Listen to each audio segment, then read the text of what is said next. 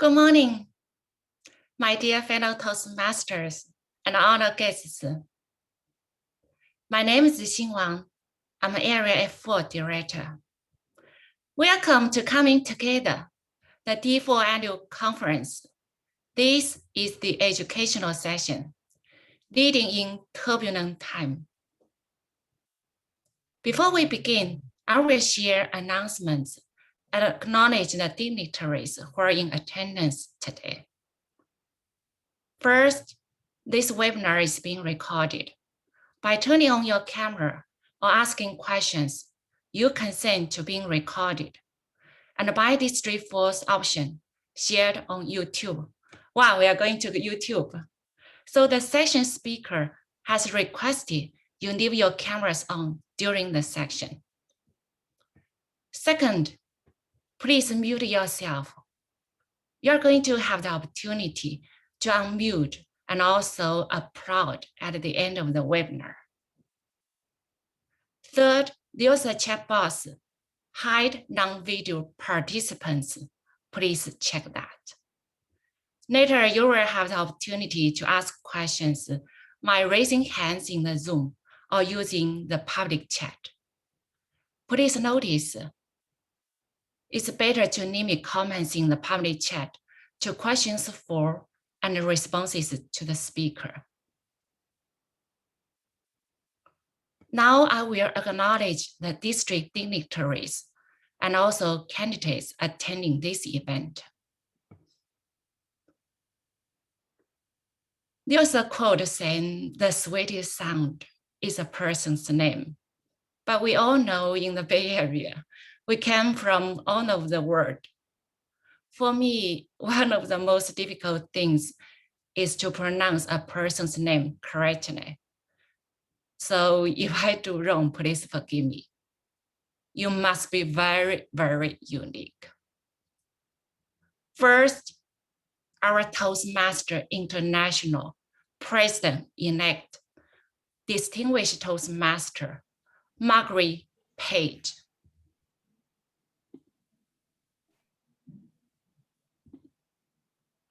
Then our District 4 Director, Distinguished Toastmaster, Canidas Chironi.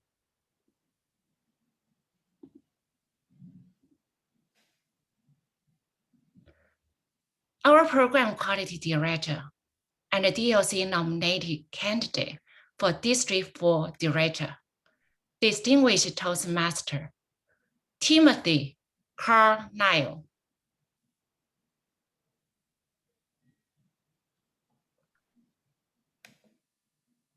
Club Growth Director, and also DLC nominated candidate for Program Quality Director, Distinguished Toastmaster, Jennifer Perry Ruzik.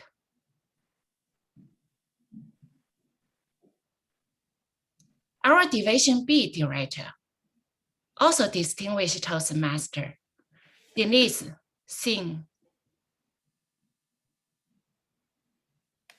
Division D Director and DLC nominated candidate for Public Relations Manager, Greg Athers.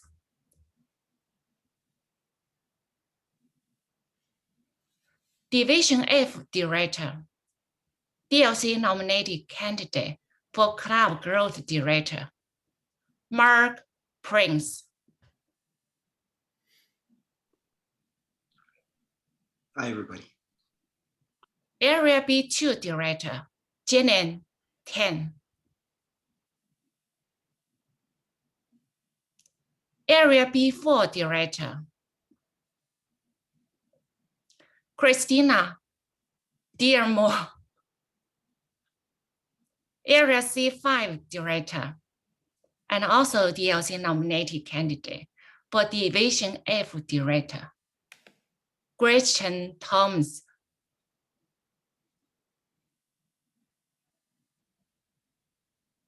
Area F4 Director, John Gill.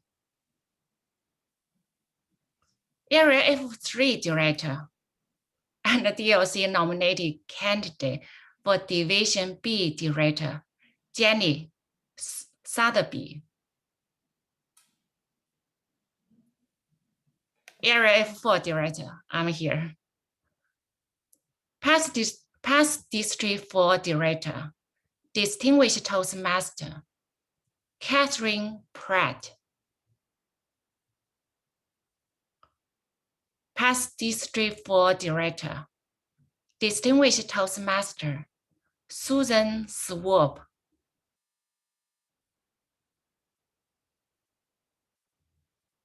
Past International Director and past District 4 Governor, Distinguished Toastmaster, Ken County. Also, we have officers coming from different districts. District 101, Public Relations Manager, Distinguished Toastmaster, Brigitte Star Mansons. District 101 Area G1 Director, Joanna Tong. Did I miss someone? If I miss someone, please raise your hand.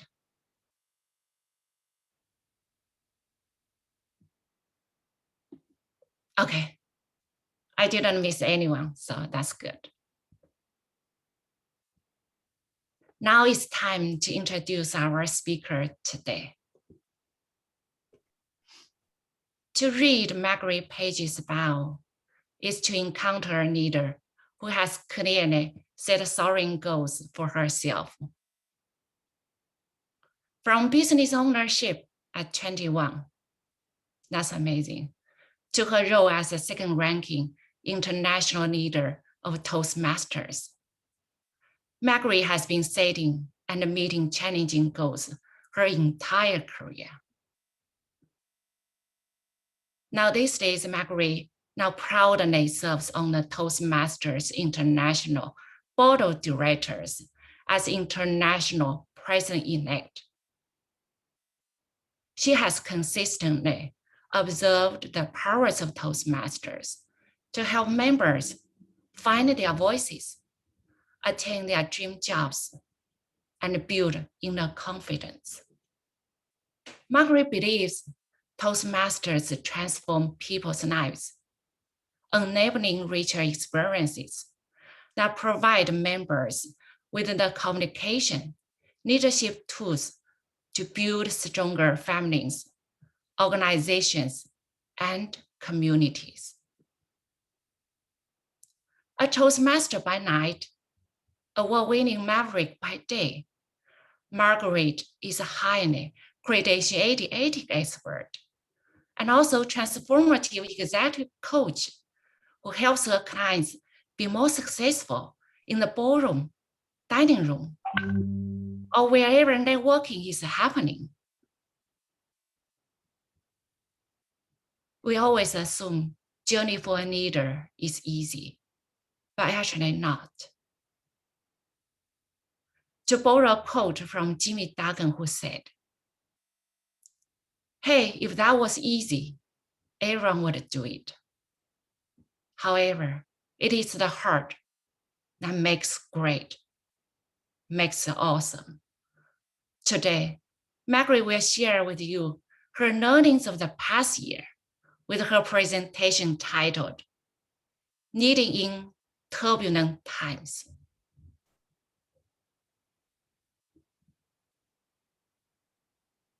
My dear fellow Toastmasters and honored guests, please join me in welcoming our Toastmasters International President-elect, Distinguished Toastmaster, Margaret Page.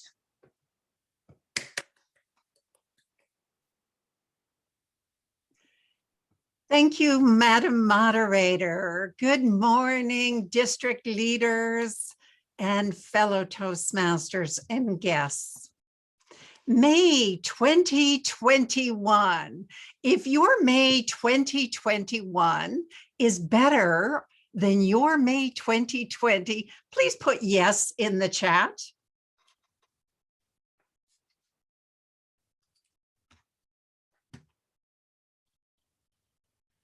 Oh, this is looking scary.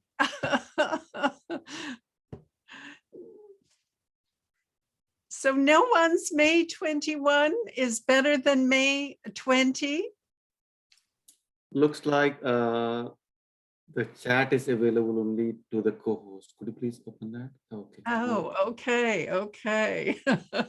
Yes, Yeah. mine is excellent. Okay, well, a few of us, and mine is definitely better than May 2020. But let me take you back to March of 2020, when the Toastmasters International Board came together for some decision making. At that meeting of the board, there was only half of us there because several of us were restricted from traveling. There was a member from India, a member from South Africa who did make it. And so there was about half the board there. We conducted our board meeting for the very first time, hybrid style, virtual. And even though I had been mentoring someone in China, knew and understood what was happening with the pandemic there, it wasn't until that board meeting that things struck home on how severe the pandemic would be.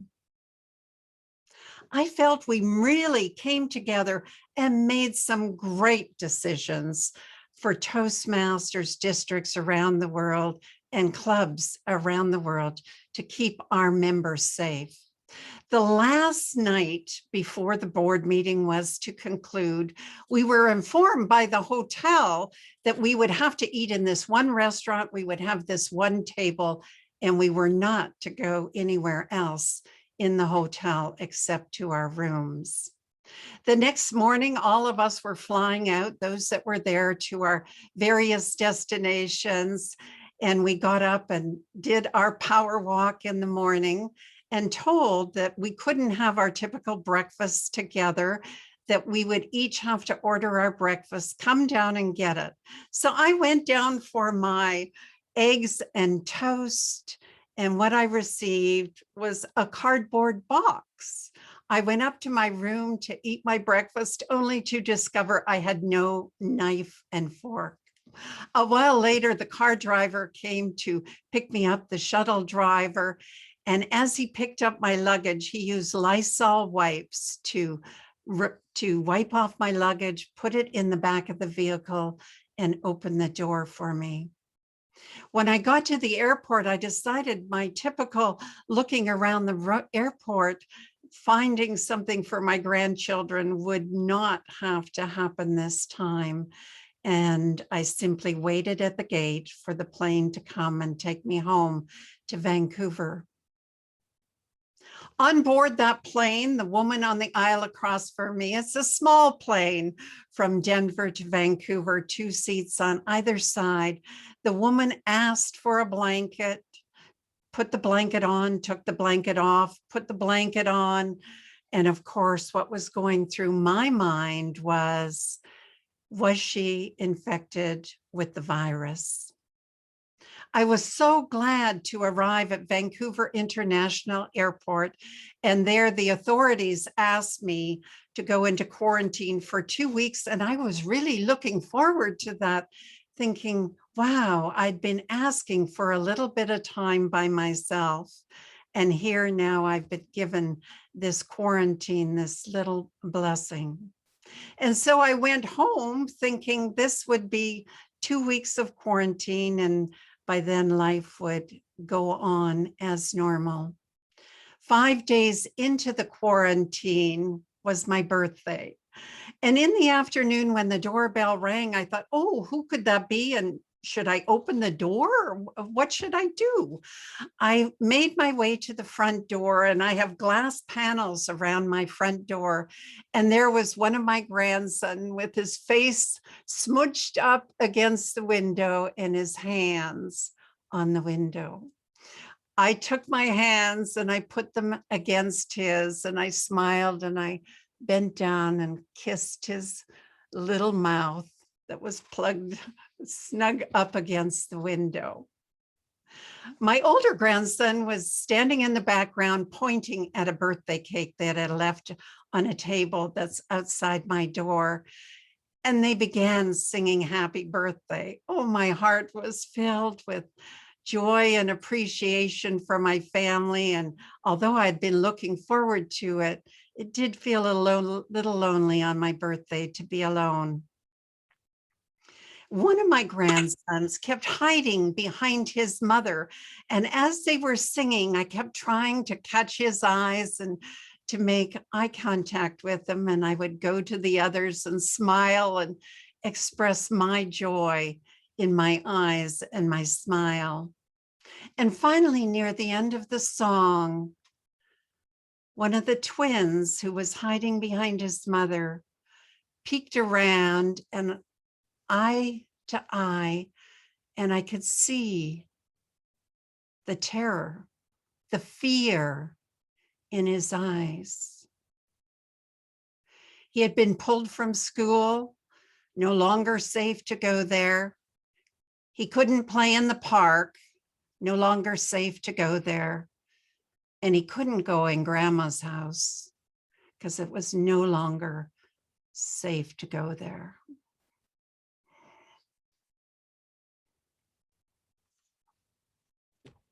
After they left, I fell in a heap on the ground.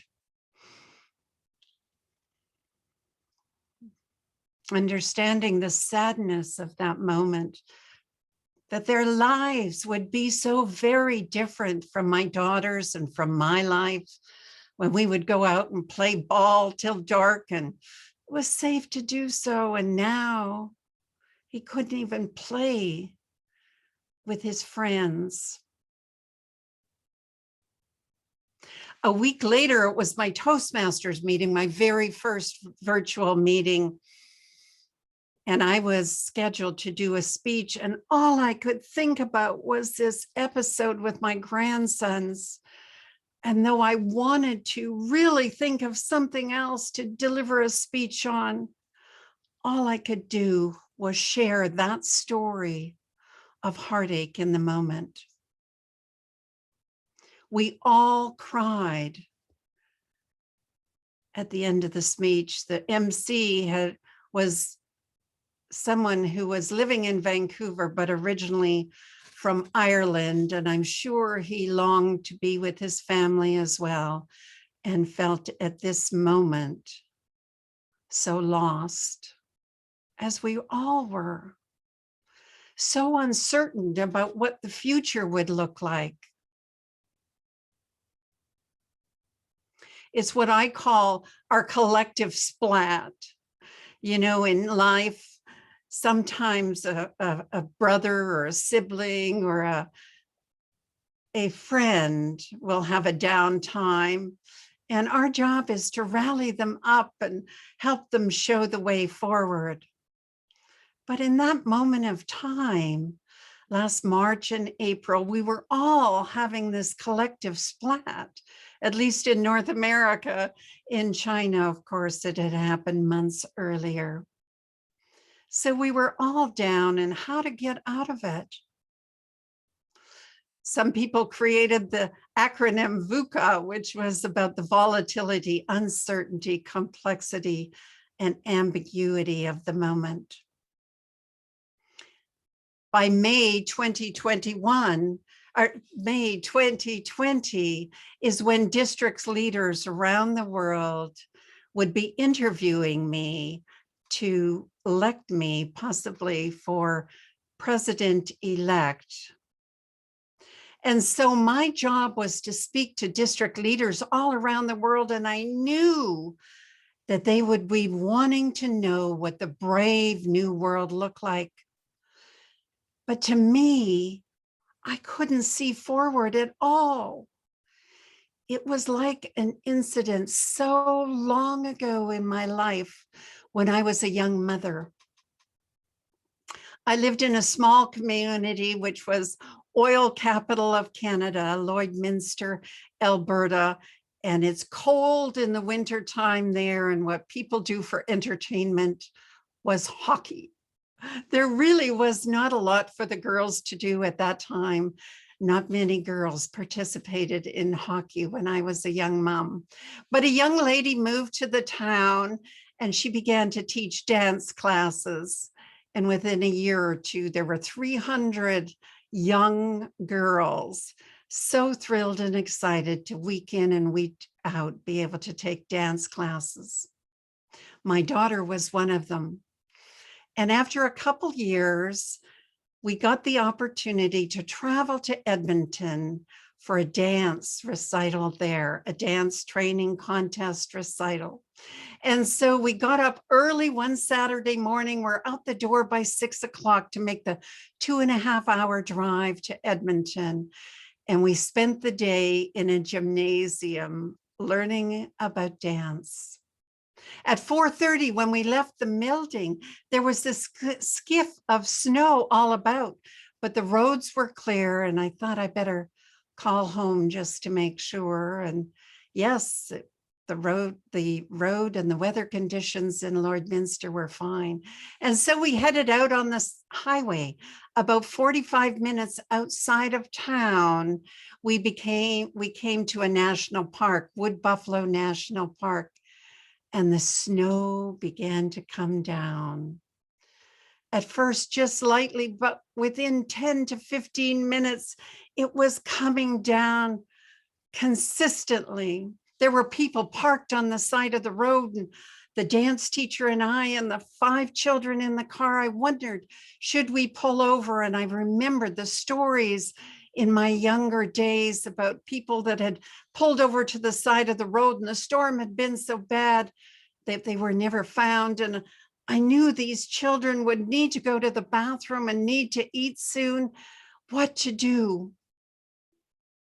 I could barely see the car in front of me, and it guided how fast I traveled. And I wondered about the cars that were behind me and what to do. And as the snow came down heavier and heavier, I grabbed a hold of the steering wheel and kept my eye on that white line. I dared not even blink, because if I missed the white line, everyone would be in peril. And that's the way we traveled for 45 minutes. I could see nothing ahead. And that's what it felt like last year. What did the road ahead look like? But after a while, on that road so long ago in Lloydminster, the lights of the city of Vegreville came into view, and faintly at first, and I had this sense of relief. Oh, we'll get to safety. We'll make it to safety. And so as I began to be interviewed by district leaders around the world, and they shared how their members were trotting the globe and going to other clubs and bringing back best practices, and how at their district conferences, they were having record numbers attend, and at their TLIs, there were record numbers attending.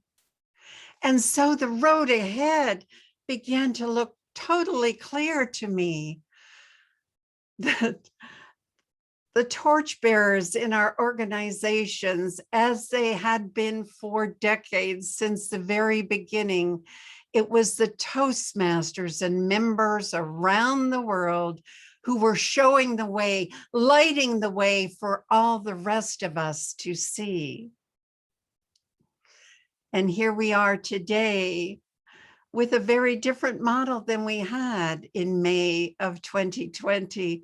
Now we have essentially 3 ways to deliver our program. We have an on-site model, we have a virtual model, and we have a hybrid model for those that choose. And quality around the world has gone up thanks to so many people traveling the world, globetrotting, bringing back to their club best practices or better practices, and innovation happening within our clubs around the world. Quality has gone up, Yes, we have lost many, many clubs, and we have lost many, many members. And we're, of course, deeply saddened by that. But life must go on, and we have made huge gains and huge strides. Had the board of directors dictated that we would be more virtual, or that we had set the vision to be a more virtual organization, no doubt it would have taken us at least 10 years to get to where we are today. And you all as members did that just like that. Well, maybe not just like that. It did take some months, and we did take some learning as each of us tried to take our in-person model, which was perhaps a horseshoe, and we attempted to fit it into this square peg at first. But along the way, we've learned to connect with audiences different in this model, and that we are still co-creating together. Whatever we deliver, we co-create together. But in those difficult times, that collective splat that we had, there were some great learnings. As I've had learnings in my life as a business person, when the oil field went down, when 9/11 happened in the US, and I had businesses in Las Vegas, and the entire city was shut down because of 9/11. And the lessons that I learned were this. First of all, keep your people safe. Whatever you do, your first priority is to keep your people safe. So just like on that snowstormy road, my job was to make sure those children and that dance teacher made it back safe. Number two is stick to your mission. And to me, that was that white line on that highway that was barely visible. But it's what kept me going every mile on the road. Stick to your mission. Number three, in leading in turbulent times, is to work as a team. You need to have that coming together of working as a team, which is much different than just being on a team. Working as a team is that we care for each other as much as we care for ourselves, and that we are all in this together, and keeping it simple, keeping it safe, and working together on the mission. Number four is looking for new opportunities. And of course, COVID has produced many new opportunities, and you're living in a part of the world that has been leading the way and shaping new directions because of technology and a host of other things that are going on in California, leading the way. So number four is to look for new opportunities. That's my 1, 2, 3, 4 model in turbulent times. But of course, as leaders, we also need a model to guide us into the future. That's what we need to do in those turbulent times, is to keep those 4 simple steps in mind, which is about keeping our people safe, sticking with our mission, working as a team, and looking for new opportunities.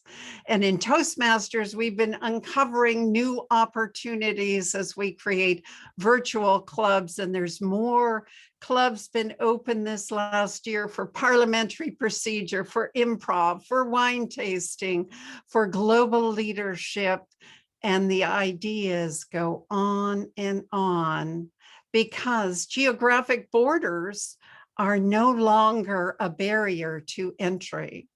There's a Toastmaster club for every individual for every hour of the day. All you have to do is express a need and desire, and you have the opportunity to create a club and gather people from all over the world to support that club and get it off the ground.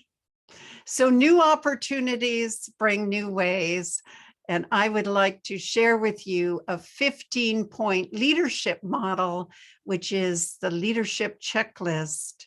It was developed by a professor from Wharton School of Business in Pennsylvania, Professor Michael Uzine, who is a world-leading expert in leadership and change.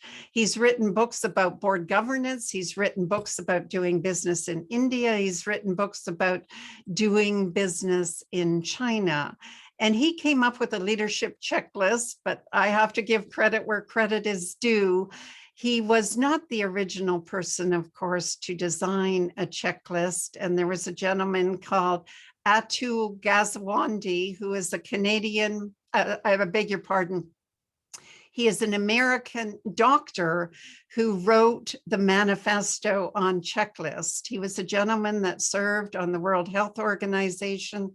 And in 2007, 2008, decided that a way to help health would be to have checklists for surgeons, and since it's expanded, of course, they looked at what pilots were doing and other organizations or other leaders were doing and what were helping them to solve problems and to create better situations for those people they led. And so pilots really led the way, and doctors in the last 10 or 15 years have also adopted, grabbed onto the checklist when they do surgery and in surgical units, and now nurses and beyond, that they have checklists of how they engage individuals and serve the people that they are actually serving. And so Michael Uzine created this 15-step checklist that I would like to share with you today. And you will receive a handout at the end of our session, so you don't have to take notes or anything. But number one, and I would like to invite you to support the next 15 minutes in sharing the 15 steps of the checklist by coming up with what's called an object of correlation. Let me see in hands if someone knows what an object of correlation is. Okay, I thought there might be some that might know here because you're so close to the movie industry. So an object of correlation is something that encapsulates the idea, the thoughts of what they're trying to transmit. And of course, we do that often in presentations with visuals. And so I'm going to invite you to, in the chat, put in the visual that you have when I mention each of the 15 steps. So the first one, the first step in the leadership checklist is to have a vision. Leaders have to have a vision. So what would be the object of correlation? Let me go back a minute. So the object of correlation in Beauty and the Beast was the rose in the dome that was expiring. In Lord of the Rings, it was the ring. And so what object of correlation would you have with vision?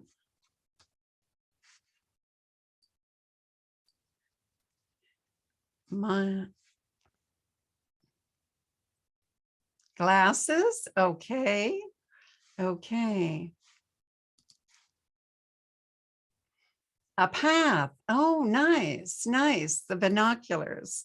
Yes, okay, well, I did choose the binoculars to show vision, which is going ahead. Now, the organization, our vision, if you know what Toastmaster International vision is, could you put it in the chat? You will receive a prize from me. If you know Toastmasters International vision, post it in the chat.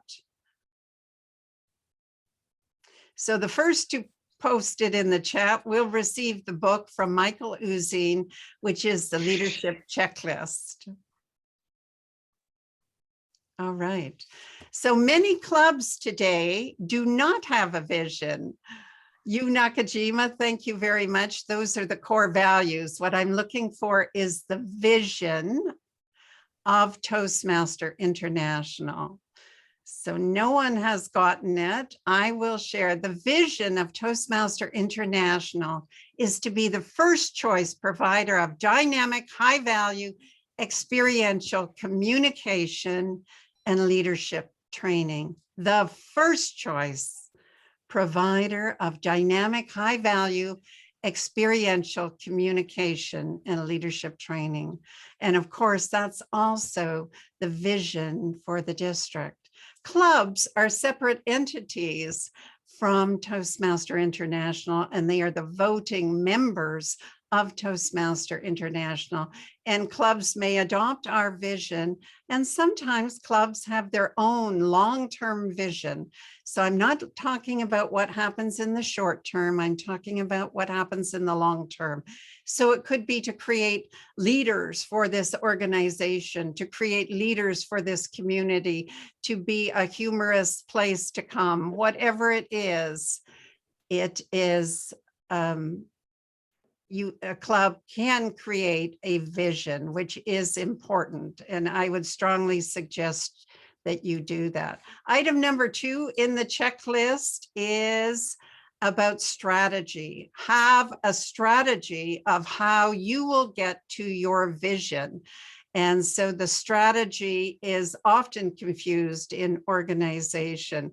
And those are, if you belong to an organization that does OKRs, your objective is that big vision, and your key results are measured by the strategy that you use, how you will get there. That is strategy, is how you will get there. Let's talk about number 3, and I will again ask you to give me an object of correlation. Item number 3 on the checklist is to take charge. You're a leader in various components of the organization. Your responsibility is to take charge. I remember one year when I had a district role that was to be the club ambassador. It was a role that the district director at the time, or district governor, we called them back then, created this club ambassador role. And he created the vision for it and shared with me what it'll look like. And we created a strategy, and then he left me, and I was waiting for direction. I was waiting for direction, finish line, steering wheel, conductor's wand, very good ideas on the object of correlation about taking charge. Well, taking charge, I just thought electronic, that would come from somewhere in San Francisco or Silicon Valley, that it would be about getting a charge. But of course, which is about taking action. We have to take action and move towards what it is. And we need to do that sooner rather than later, and not wait for someone else to tap us on the shoulder and ask if we are taking action. If you've raised your hand to serve in a role in the capacity, there are manuals out there and other opportunities to learn about your role. I like to think that there's 3 kinds of members out there. There's those members that watch what's being done and go and do it. There's those members that watch what's being done, read the manual and go and do it. And then there's those that wear the red capes, and we always know it's the superheroes that wear the red capes. And those are the ones that watch and observe what's been done before, read the manual, and then they raise the bar to the next level. So I invite you to be a red cape superhero along your way. Item number 4 on the leadership checklist is to, and I'll again invite you to put in an object of correlation, is build a diverse team. Build a diverse team. What would that look like to you? Building a diverse team, the object of correlation. a rainbow, a networking. I love the rainbow, gears in a watch. Very nice. Colorful jigsaw puzzle, various pieces of puzzle. Oh, this is a creative bunch. This is a creative bunch.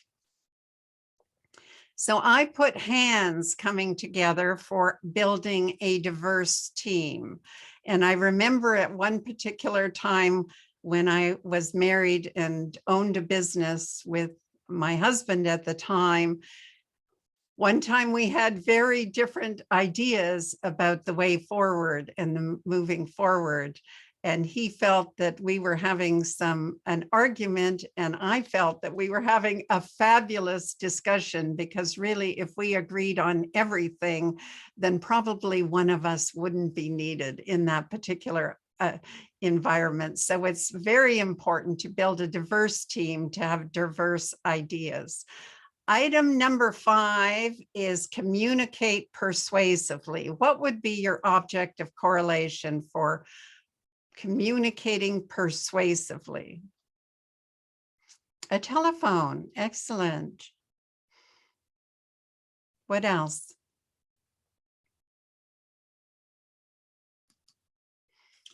All right. Well, I put a bunch of words here. I put an image of some words. And let me tell you, this is the single most challenging thing for people not moving forward. And I call it using wishy-washy language. This is in my coaching business as well. And this is in the leadership position as well. Often people will say, I'll give you an example from my life as a coach. People will say, I want to write a book. Okay, what kind of book? Okay, by when do you want to write the book? And so when we use that wishy-washy language of generalization, I'm going to do this.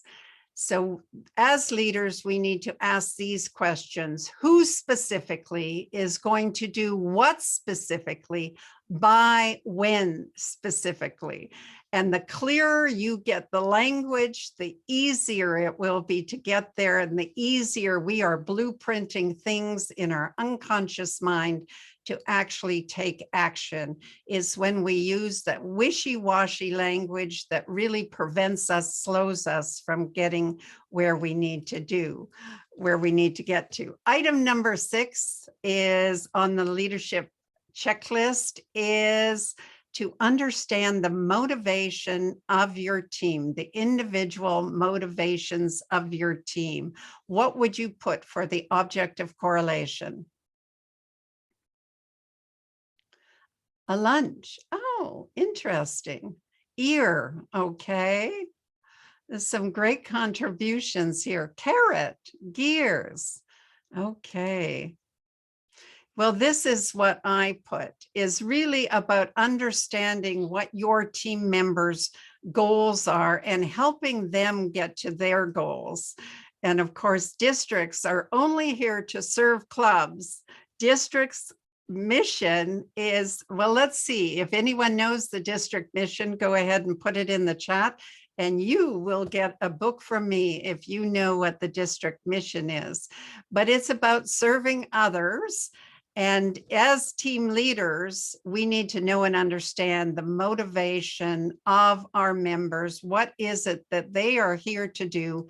And our job is to help them get there. Build new clubs and support all clubs. Jennifer, I believe, was build clubs and support all clubs to achieve excellence. Almost, but Kalidas actually to build new clubs. It's to build new clubs. All right, number 7 on the leadership checklist is to honor the room. Honor the room. What would you put the object of correlation for honoring the room?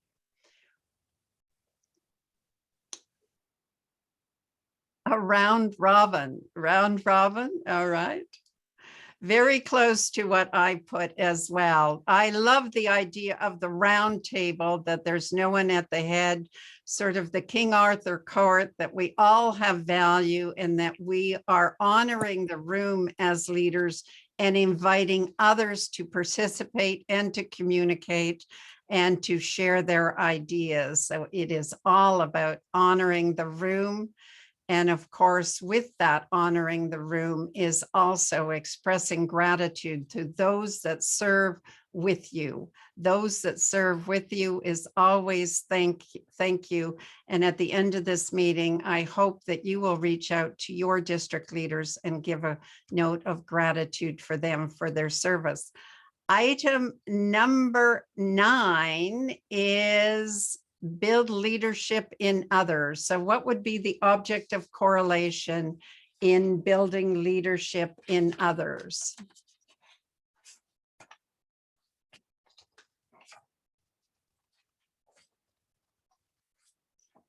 A coach, step-by-step instructions. Okay. Well, this is what I put is a growing from seed to germination.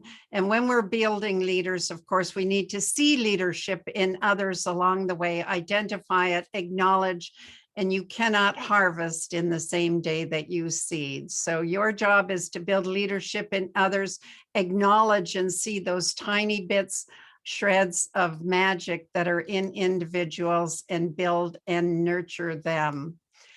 I'm going to have to go much quicker now because we're running out of time. Item number 10 is manage relations. And that is about, go ahead and put what you would put the object of correlation for item number 10 in the chat, a gymnastic pyramid. Okay.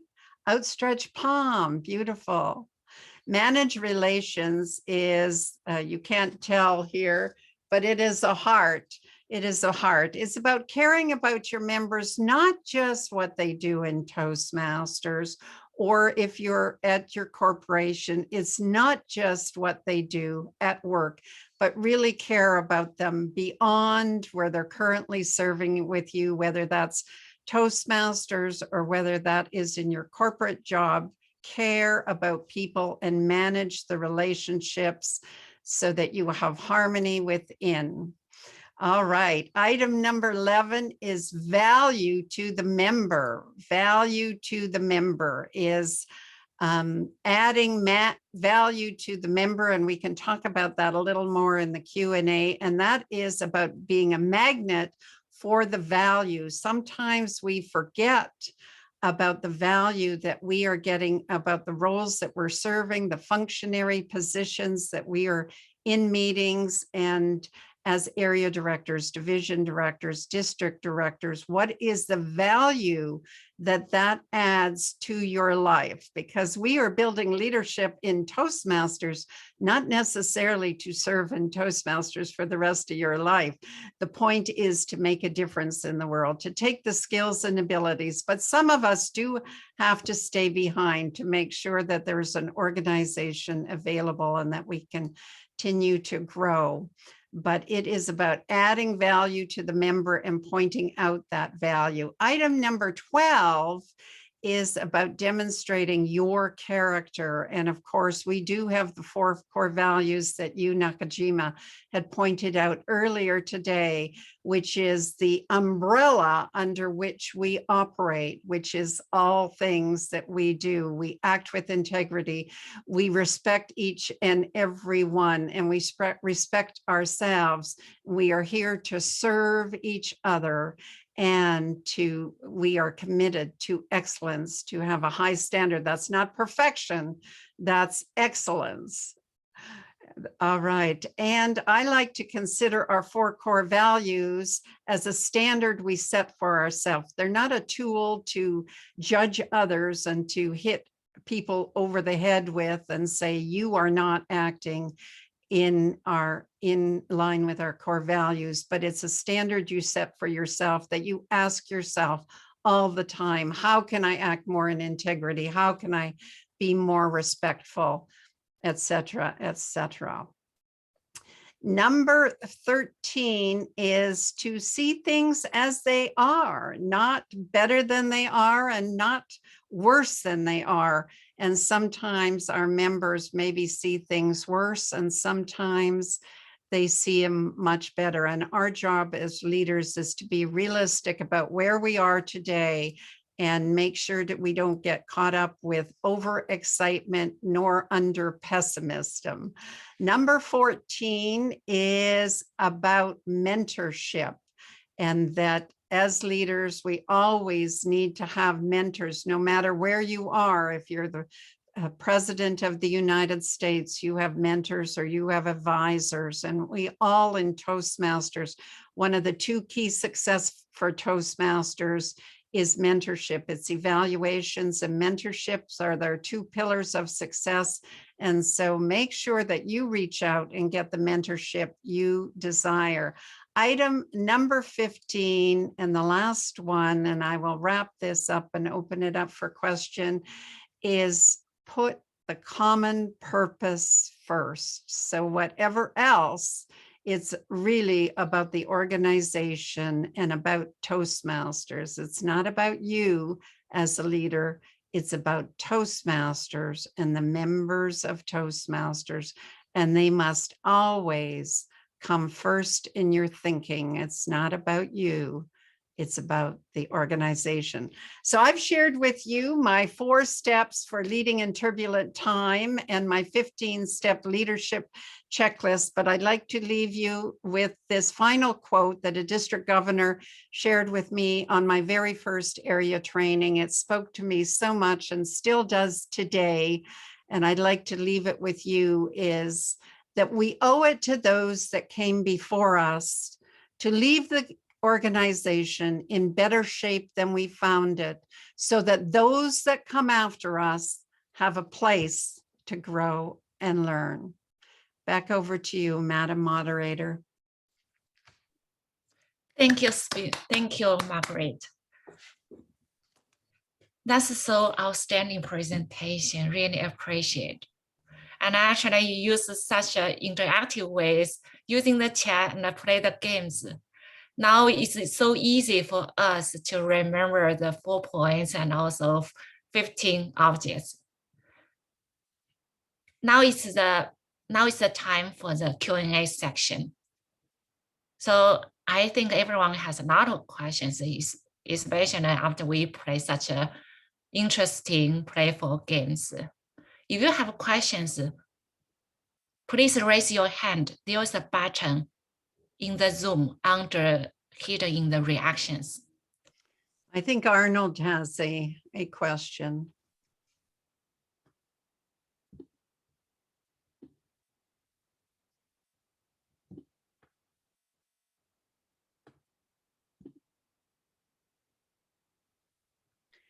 He's muted. Could someone unmute Arnold?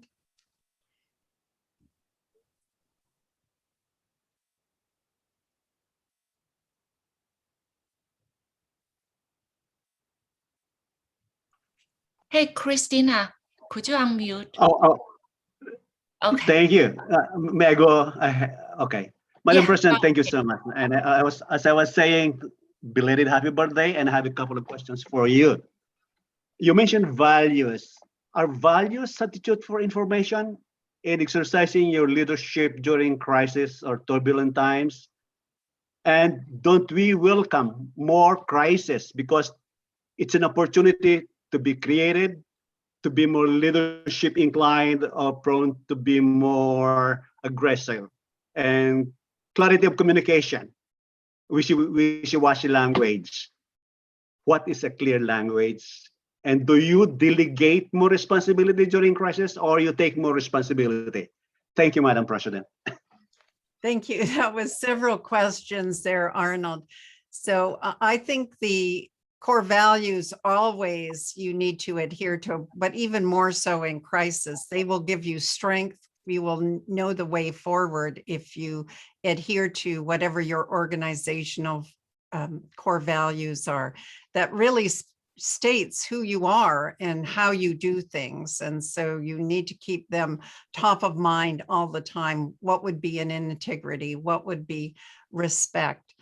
And yes, difficult times provide lots of opportunities, but once people are safe, so when you're in the danger zone, you still have to focus, as I mentioned, on your mission, work as a team, and then look for new opportunities, certainly when it's safe to do so.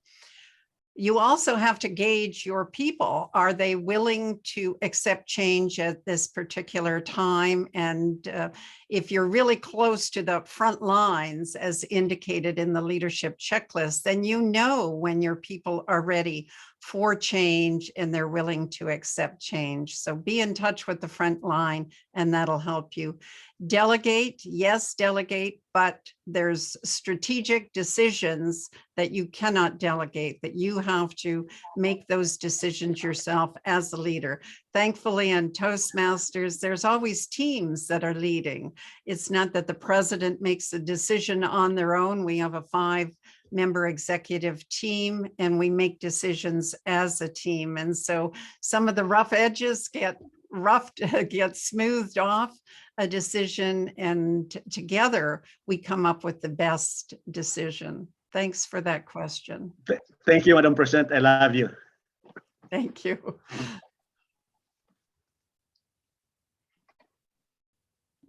Elliot, you can unmute yourself. Hey, thank you so much for your leadership, Margaret. My question to you is that we have all heard so much about the hybrid meetings, and that's part of our menu. You have mentioned that there are a couple of successful ones. I'd like to know how they're able to pull it off. Just briefly, I know it's very technical, but how do they pull it off, the hybrid meetings? Sure. So many of you work in corporations, and so you've been doing video conferencing for a number of years. I was district governor in 2012, 2013, and the ombudsman in the province already had a hybrid club at that particular time. They had they were video conferencing someone in from hundreds of miles away. So corporations are comfortable doing that. It's the community clubs now, and the difficulty is in having the right equipment to have a quality member experience. And the equipment, in my mind, is critical. And so lots of organizations are willing to come out and demonstrate to you. I'm lucky that the community I live in, Rotary, are already doing hybrid meetings, and they have very expensive equipment that's about $6,000 in Canadian dollars. So US dollars is probably about 4,000, but it will be key to having a successful hybrid meeting, and you'll just have to find people that are equipped. I think you need 2 cameras, you need 2 microphones, you need to be able to see the audience that's online, and the audience online needs to be able to see those in the room. So just having a laptop at the front of the room, zooming people in, will not be adequate for a quality experience. And I believe that ultimately will cost members. So provide a quality experience if you can. Find corporations, and some clubs are having another kind of hybrid experience, in that we're going to meet on site twice a month and we're going to meet virtual twice a month. That's also a different interpretation of hybrid, doing both. Great question, Elliot, and look forward to members showing the way in that regard in the months ahead. Thank you, great answers. You actually mentioned 2 models. So my son these days goes to school, also the hybrid mode. Mark Prince. Margaret, what was the biggest challenge that you faced at the beginning of COVID? And also, what was your biggest surprise through this whole episode? Sure. The biggest challenge, it's not what you might think. So the decision to go virtual for districts and everything, that was, in my mind, an easy decision to make. But the challenging decisions were, of course, about district leaders who had worked so hard and were unable to achieve the results, and how to manage and how to handle that, because our job is to empower individuals to be more effective communicators and leaders. And were we in fact doing that? When in North America, it's not as much of a crisis really if you don't hit your target, you think you will next year or next quarter or next, and you keep marching. But in other parts of the world, it's a tragedy. It's a real tragedy. And so to manage those expectations of people and how to serve those leaders so they felt like they did a good job, which they did. I think it took great courage last year to lead. And anyone that raised their hand last May when the elections came around, I think they have great courage as well. And it talks about their caring and commitment. So to me, I really value and appreciate everyone that served and feel heartfelt about them. Thank you for that question. I apologize about going over time. I will stay and answer any questions, but understand if those that have to go. But I will answer all the questions if anyone has any. Well, I also asked the greatest surprise from this last year, if you don't mind, and then I'd love to have more questions from the audience. The greatest surprise really has been the quality that has gone up around the world and the innovation. Particularly in North America, we would have international presidents that would tour some of the clubs in North America, and they would say, wow, so many of the meetings are all the same. You have 3 speeches and you have table topics. And they would comment about outside of North America, there was much more variety, much more innovation outside North America, when in North America, of course, we're in the business of being in business. We lead the way in so many areas in technology and so many areas. And yet outside North America, they were being very innovative in their clubs. And so the real surprise to me has been how innovative clubs have been with new club ideas, with inside of meetings, what they are doing.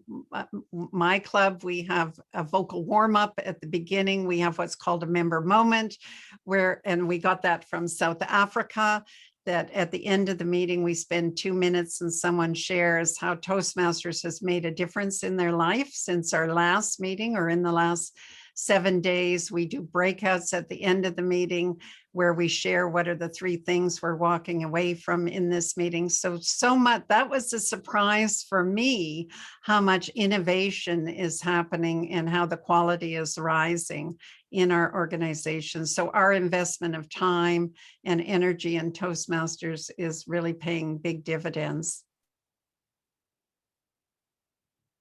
Thanks for that question, Mark.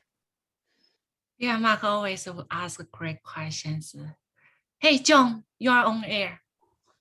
Thank you. Question I have for you is, in this COVID world that we live in, if we have people out there who do not want to get vaccinated for whatever reason, how would they be able to continue to make the meetings if we have them in person? That's a good question. So that's something the club membership will have to vote on if they would like that. Of course, you have to have the majority vote for that in your clubs. So you would have to make that decision. And certainly our guidance has been for clubs all over the world to adhere to their governments or their health organization regulations. So whatever it is, if they say so many to a room, if they say 2 meters apart, or 6, whatever the measure is, in Canada it's meters, so 2 meters apart, whatever it is, you need to listen to your health officials and adhere to those. Thanks for that question, John. Thank you. Thank you, John, and thank you, Margaret. So, Greg, please unmute yourself. Thank you, Margaret, for your great presentation. My question is, are there any upgrades in the near future planned for the Pathways program? Yes. Yes, pathways will continue to evolve year after year, just like the CC manual evolved, just like the CL manual evolved, just like the 15 advanced manuals kept evolving. So we will continue to evolve. The member experience with using Basecamp and everything will continue to improve. It's really important that each and every time that you use Basecamp and you use Pathways, when you're asked for feedback, to share that, because that really is the driver of change, is the feedback that we receive, and it's correlated together, and then the decisions are made on what members are most eager to see happen, whether that's a new path or changes to the current path. So do provide your feedback. It's important. Thanks, Greg. Thank you, Greg. Thank you, Margaret. So I just from the chat, Kathy said, speech is excellent. Thank you so much, Margaret. And also Mercy Dale Rosaria said, Margaret, thank you for your excellent and inspirational speech. Thank you for adding value to Toastmaster. Thank you. That's beautiful. Thank you. She's a good student, right? She learns quickly. Because you are such an amazing teacher. Thank you. So any more questions? I have a question. So when you said as a leader, because I feel you are such a visionary leader. When you paint such a beautiful vision to members, but more often than not, there's some resistance. How to tackle that? Well, you have to be able to create the picture of what it'll look like. You know, can you imagine a Toastmaster in the year 2024 when we are celebrating all over the world how we are helping people be better communicators in one-on-one communication, in leading meetings, and also up at the presentation. So imagine a Toastmaster, one-day celebration around the world of Toastmasters. The 4 million, 5 million people, of course, they're not all still living, that have been through the program. But I think there isn't a person on the planet that hasn't had a challenge with communication. And yet here we are. I think we're one of the most affordable products on the marketplace, dollar for dollar. There isn't anyone that can beat us. And in 2024, when we celebrate 100 years and we see a renewal of Toastmasters, it'll be exciting. And I hope all of you will join along and share that wisdom with others. My vision for next year, the shorter term vision, is to build back stronger. And I hope you saw the videos that came out this week and are sharing those. I think they're very exciting. They're the first time that we've had videos, and make sure you watch out for those. I will send them over to perhaps Mark, and make sure that those videos get distributed to you, because they're very exciting. And I think our future looks even brighter than our past. Thank you for such a bright vision and also future. Do you see the future for our District 4? Yes, I'm thrilled with the number of distinguished clubs that you have in District 4. So if you can keep working and coming together as a team, that's critical for performance and serving the members' needs, reaching out and finding out what the members' needs, and then go and help them get that. Sometimes it becomes about the district, you know, this is what the district needs, but no, it's what the clubs and the members need. And if District 4 continues to keep their eye on the clubs, meet the members' needs, and come together, I see huge success. Really, you live in one of the places in the world that we have greater opportunity than anywhere else in the world. And next year, you'll have a region advisor that's past international president Pat Johnson. And so it'll be exciting, but District 101 and District 4, when I drove through District 101 a couple of years ago, about 2 years ago, I was flabbergasted at the amount of potential that exists in your part of the world. But I think because there is so much opportunity, out there that many people aren't coming to Toastmasters simply because so many work opportunities. So you have to demonstrate the gifts that Toastmasters will give to individuals and how whatever difference they want to make in the world, you can bet that they need to be a better communicator and a better leader to get there. And what better place to get there than Toastmasters? Yeah, today we have District 101, Brigitte, and also Joanna attending today. Beautiful, thank you. I see Anil. Oh, hold on one second, Anil, because Anil has raised a hand for a while. Yes, parliamentary procedure, please. I did want to mention to everyone that I also am from Vancouver, British Columbia.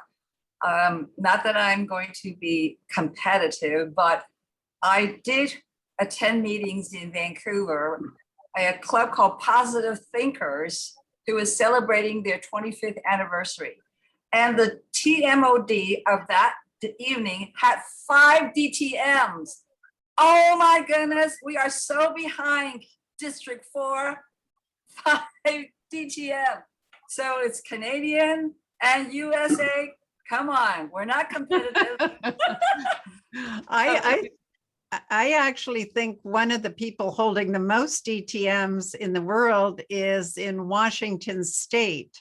And he's a gentleman that was the chief of police. And I believe he now has 12 or 13 DTMs. So, you know, just keep learning at a deeper level, always deeper level. And he felt that he really needed to sharpen the sword with his communication skills all the time to help those that in the community.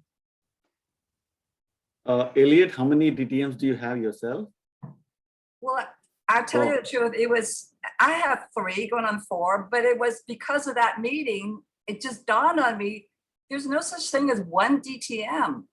And seeing the race before June of last year for everyone to try to get the DTM, I've never seen people volunteer to be AD in my whole years Toastmaster. Suddenly everybody wanted to be AD, and okay, I'll be division director as well. But in watching how to get it, number one, it is difficult because you really need to earn it. And the ones who got their DTM prior to the pandemic panic, which were somewhat superficial and some of them not even honest. But now that we focus on how coveted those positions were when everybody wanted it, I so admire the path to the DTM. And the ones who got it now during the pandemic, it's just so much more meaningful than before. So if nothing else, the pandemic made us really more honest about DTM.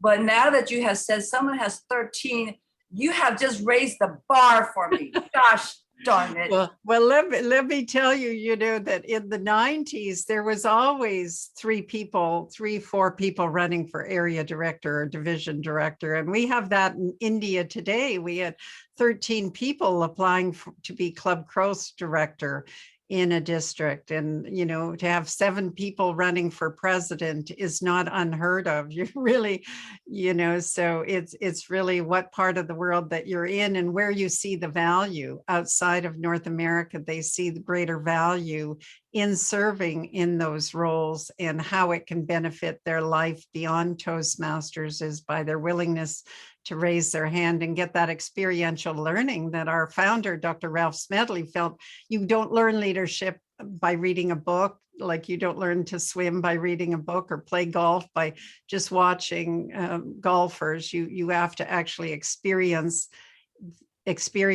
to really know and understand leadership. And so there's great opportunities here in North America.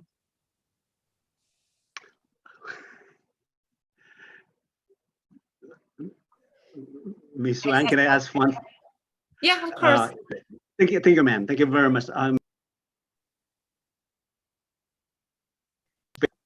You There's are a neighboring, on- okay, District 57. They brag of being the pioneer and innovation in pathways. They added another club officers called Vice President for Pathways, who would act as troubleshooter, mentor, guidance counselor, and they believe that no member should be left behind in terms of pathways for achievement. What do you think of that one? An ad hoc officer for vice president as vice president for pathways. Well, that's the VP Education's role right now. And so that other No. person, however the club wants to do it, they're entitled to do it, but only the official roles will get credit towards their DTM. So, but you know, the VP Education is a huge role, and sometimes it does take 2 or 3 people to assist on that. My club as well has the manifesto of we will not leave anybody behind, but we refer to it as mentoring. We're the beginning and end of all we do is mentoring, and we will not leave anybody behind. So other clubs have adopted that manifesto as well. And I think it's a good model to raise mentoring, whatever it was before. And I have some great stories, but I'm afraid our time together is short. So we have a teacup of time, and I have an ocean of experience that I'd love to share. Thank you, ma'am. Thank you very much. So I just got a chat message. So someone asked how to improve the quality of the meeting, Toastmasters meeting, and also as a member ourselves, how to improve ourselves during each meeting. Do you have some experiences? Yes, I do. So first of all, you know, there's the big 4, which is the district success plan, the distinguished success plan, or the distinguished club plan, which is the DCP, which is I refer to as documented changes in people. And then there's moments of truth and the quality checklist. All of those things will help guide the club. So if any of those pieces are missing, they need to look to the big 4, first of all, to do that. But a quality club, there's certain aspects that board a number of years ago, before my time, went out and measured around the world because they wanted to see what was different around the world. And so that really was a professional agenda that's filled ahead of time. So not when you come to a meeting and you have to fill roles. So a professional agenda that's handled beforehand.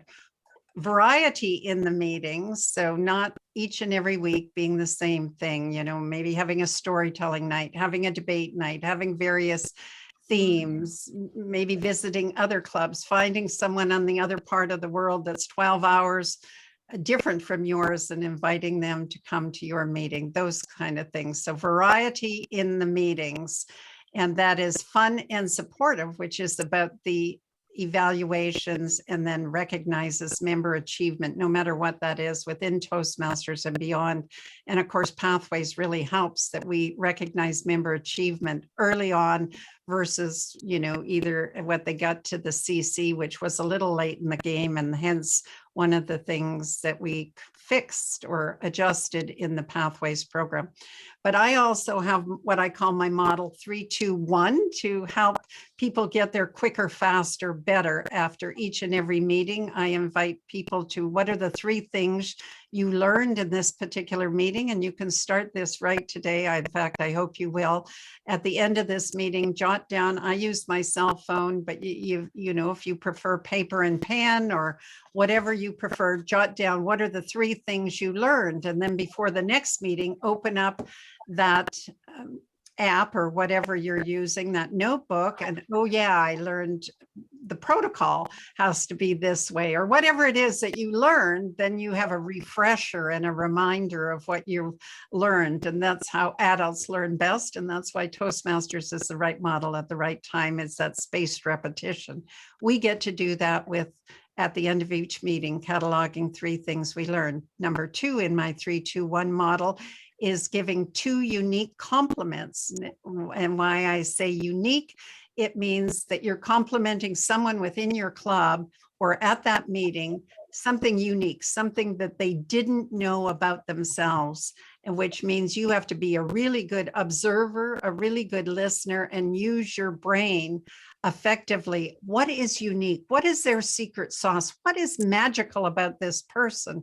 And then after the meeting, send those 2 complimentary emails out. And ladies, if you get a compliment, your job is to hold it, not to get rid of it as quick as you can by complimenting that other individual and saying, oh, but you're good at whatever. And women, we have a tendency to do that. So my guidance is hold on to that compliment for at least 24 hours, zip your mouth, say nothing, own it. And then if you really must give a counter compliment, go ahead and do so. Number 1 is give a note of gratitude to someone at the meeting, whether that's the timer, the table topics evaluator, the general evaluator, the president. Send 1 note of gratitude to someone in that club that made it possible for you to grow and learn. And I think we will all get there quicker, faster, better if we adhere to those principles that really help us learn and appreciate those around us. So 3, 2, 1, 3 things you learned, 2 compliments, and 1 note of gratitude. Great question. I love sharing that. So thank you for the opportunity to do so. Wow, this model 3-2-1 is very beneficial for all Toastmasters. I do hope someday we should add that into the pathways. Well, you know, some of the best ideas come from members and the members taking action and doing it. So let's see, a sea of people doing 3-2-1, and it'll make a difference. Hi, Jacob. You can unmute yourself. Thank you. My question was around pathways and looking at the different types of pathways that are the way they're set up. They're like leadership and coaching. And I was wondering if there was ever any thought with Toastmasters to change or maybe add to pathways, focusing on entrepreneurship, marketing, business, sales.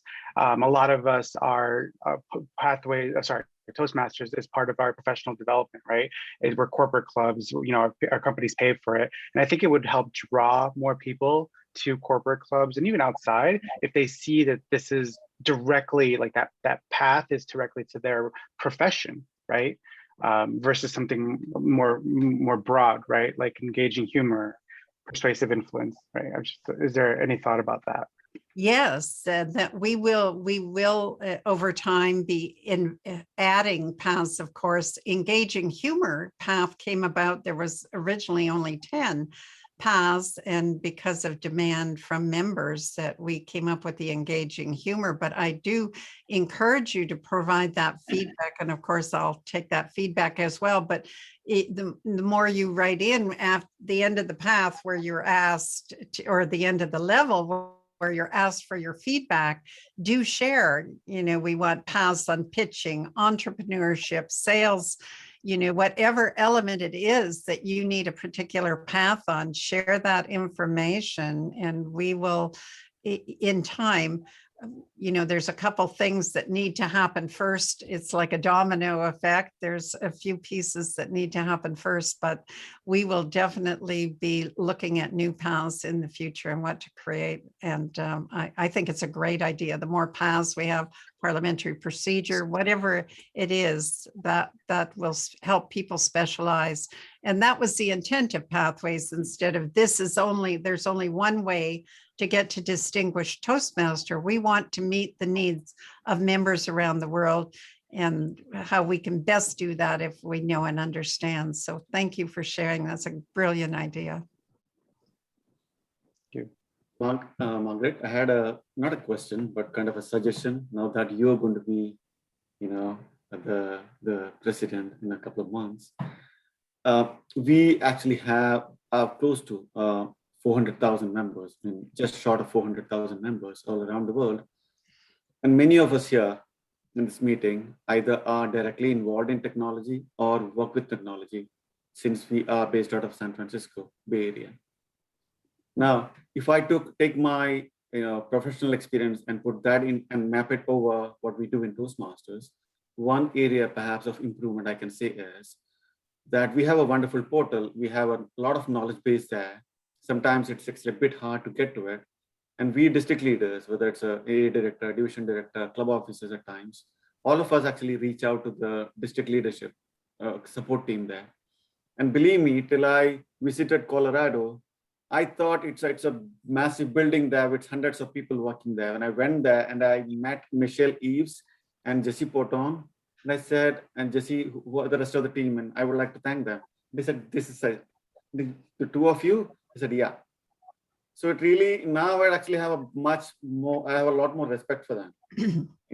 So that, keeping that in mind, I was wondering if as part of the portal, we can have some kind of a session where someone has a question, which actually was repeated 20 different times over the last 2 weeks. So instead of them reaching out to Jesse Porton and Michelle Eves again, they can search it up. Maybe someone or put it as a question, and some other expert sitting there in Nigeria or in India or in Australia, they can provide an answer right there. It could be a moderated kind of a thing, which someone visits once in a day or something. But we members can support each other. And there are many members here who have been in Toastmasters for years, and we have a lot of knowledge and experience to share. But perhaps that is not getting leveraged in a good way. Yeah, I think that's an interesting idea, and we'll just have to see how we can make that happen. It is, in fact, yeah, it's a great idea. I was surprised, as you were, a number of years ago before I ran for the board in 2015. So 2010, I was maybe San Francisco. I don't know where I was at, some training program down there. And I thought I'll take a visit to World Headquarters. And there are less than 150 people working at World Headquarters. So we're not even considered a medium-sized business. We're still in the small business type range. And yet we're an international organization that has to adhere to the rules and regulations in countries, in 143 countries. That takes a lot of manpower. So what we're able to achieve so that we can keep the membership affordable is astonishing, absolutely astonishing. And I give credit to World Headquarters because those are some of the most passionate people and caring people. And they love that they were working for a mission-driven organization, that we have a mission around the world to make a difference in people's lives. And so they value and appreciate that. And that's the kind of people that work there. But I loved your idea. And so we'll just keep, and please do send that into World Headquarters as well. But I love the idea, and we'll see how we can make that happen or unfold.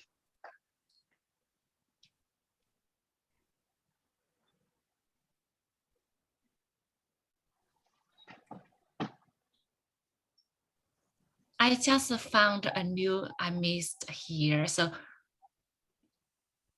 Margaret, when you introduce the 3-2-1 model, Joanna Tang, she is the District 101 G1 area director. She actually texted that in the public chat window. Great suggestions. Good.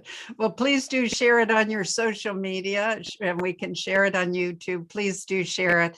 And imagine if everyone around the world were doing that, what a difference. We would all boats would rise. And she just said that again. Thank you, Margaret. You are inspiring all of us with your insights. Well, you all inspire me, that it's Saturday and the weather is beautiful outside, and here you are. So that speaks to your caring and commitment for the organization and for your fellow club members. Thank you so much. Now, Catherine Pratt also said that. Thank you so much for sharing your talk, answering our questions. We'll definitely start using your 3-2-1 plan. Thank you. And I just want to show appreciation to everyone that hung around. I knew we weren't scheduled to do this, but thank you so much. And I'm so glad I got to answer your questions. Please feel free to reach out to me anytime.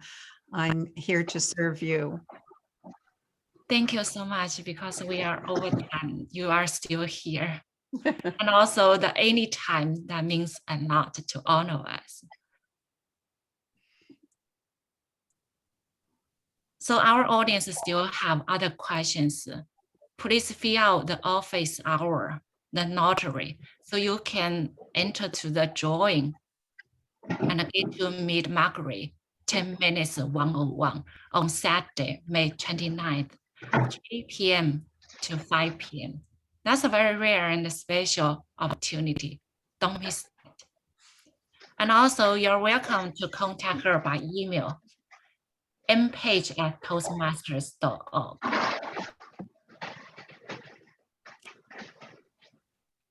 Sharing from the window here, so everyone can see Margaret Page's email. Also, we are going to post a feedback form link in the public chat. Please fill out the form to tell us what you thought of this educational section. Now it's time. Everyone, please unmute yourself and to thank Margaret Page today. Thank you very much. Thank you, Margaret. Yes, thank you. Appreciated seeing it. Thank you. And you're welcome to hang around here.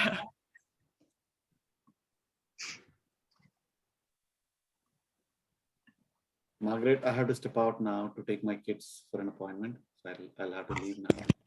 Appreciate you again. I do have to leave as well, but thank you all. And I look forward to the one-on-ones with members. So I appreciate that. Bye for now. All right. Margaret. Please come back. Yes.